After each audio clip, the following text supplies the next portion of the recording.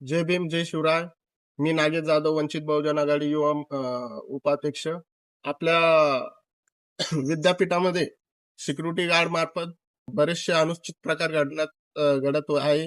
यामुळे आम्ही नाही का कुलगुरूला पूर्ण पुराव्यानिशी सगळे व्हिडिओ, फोटो सगळे सादर केले आहेत.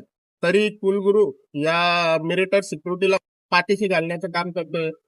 आम्ही वारंवार तक्रारी देऊनही कुलगुरू असो, कुलसचिव असो, या विषयाचं गांभीर्य साधून कुठलीही कारवाई करत नाही.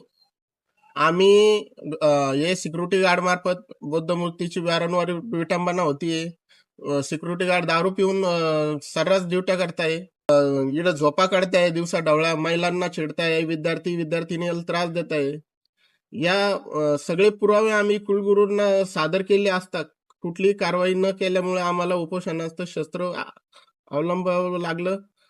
आमची अशी मागणी आहे का जर शांततेच्या मार्गात हे विद्यापीठ प्रशासन मानत नसेल तर या विषयाबद्दल आम्ही मोठं जन आंदोलन उभा करण्याच्या तयारीत आहोत.